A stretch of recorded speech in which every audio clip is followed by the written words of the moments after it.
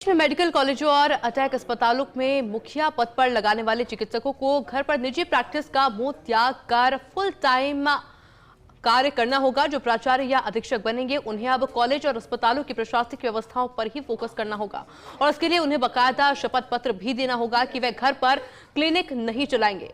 चिकित्सा संसाधनों की सेवाओं में सुधार और जवाबदेही बढ़ाने के लिए हाई लेवल की मंजूरी के बाद चिकित्सा शिक्षा विभाग ने प्रशासकों की नियुक्ति और जिम्मेदारी के लिए नई एसओपी जारी की है। ये रिपोर्ट देखिए।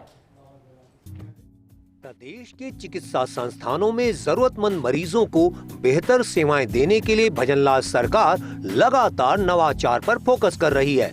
एम्स की तर्ज पर आईयूएचएस को रिम्स में तब्दील करने के दौरान साफ मंशा दर्शाई जा चुकी है कि चिकित्सक अस्पताल में ही सेवाओं पर ध्यान दें।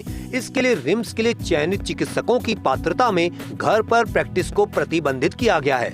इसी क्रम में अब सरकारी मेडिकल कॉलेज और राज मेस के मेडिकल कॉलेज के प्रशासनिक पदों को भी नॉन प्रैक्टिस पद तय किया है। चिकित्सा शिक्षा विभाग ने प्राचार्य और अधीक्षक पद पर चयन और जिम्मेदारियों को लेकर जारी नई एसओपी में कहा है कि इन चिकित्सकों को पूर्णकालिक प्रशासनिक जिम्मेदारी निभानी होगी, यानी वह अब घर पर सशुल्क फीस लेकर मरीज नहीं देख पाएंगे। विभाग का मानना है कि इस व्यवस्था से कॉलेज प्रशासन और अस्पताल प्रबंधन में सुधार आएगा, साथ ही चिकित्सा शिक्षा की गुणवत्ता भी बढ़ेगी। प्राचार्य के लिए 57 साल तक के चिकित्सक शिक्षक पात्र। मेडिकल कॉलेज अटैच अस्पतालों की व्यवस्थाओं में सुधार को लेकर अहम फैसला। चिकित्सा शिक्षा विभाग ने प्राचार्य अधीक्षक पद पर चयन व जिम्मेदारी की तय की एसओपी। इस एसओपी के तहत प्राचार्य पद पर आवेदन की अधिकतम आयु 57 साल निर्धारित। इसके अलावा जो चिकित्सक पूर्व में अधीक्षक, अतिरिक्त प्राचार्य और एचओडी रह चुके, उन्हें प्राचार्य पद पर नियुक्ति में मिलेगी प्राथमिकता। हालांकि इसमें शिथिलता का भी प्रावधान। नव चयनित प्राचार्य को मौजूदा प्राचार्य के अधीन 1 माह तक किया जाएगा पदस्थापित। पीएमसी डेजिग्नेट के रूप में नव चयनित प्राचार्य को किया जाएगा पदस्थापित। साथ ही अगले 2 माह तक भी जरूरत पड़ने पर पुराने प्राचार्य दे सकेंगे पत्रावलियों पर राय।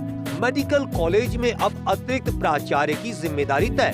नई एसओपी के तहत अब सभी मेडिकल कॉलेज में लगाए जाएंगे 5-5 अतिरिक्त प्राचार्य, जबकि पूर्व में स्टूडेंट्स की सीटें कॉलेज से जुड़े अस्पतालों में बेड संख्या थी मापदंड। इन एडीपी में से एक को एकेडमिक, एक को रिसर्च एंड फैकल्टी अफेयर्स, एक को स्टूडेंट अफेयर्स, एक को एडमिनिस्ट्रेशन और एक को क्लिनिकल एंड हॉस्पिटल सर्विसेज की दी जाएगी जिम्मेदारी।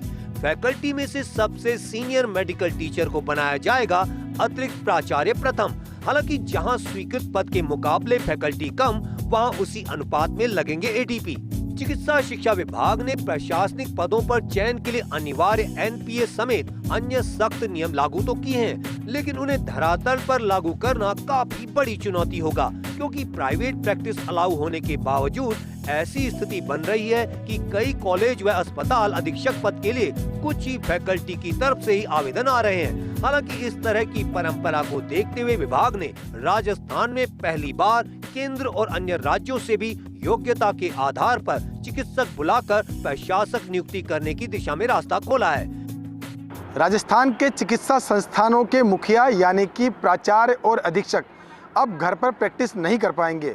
राजस्थान सरकार की मंशा के अनुरूप चिकित्सा शिक्षा विभाग ने प्रशासकों की नियुक्ति के लिए नई एसओपी जारी की है, जिसमें ये एनपीए का क्लोज जोड़ा गया है। हालांकि इस क्लोज को लागू करना काफ़ी बड़ी चुनौती होगी।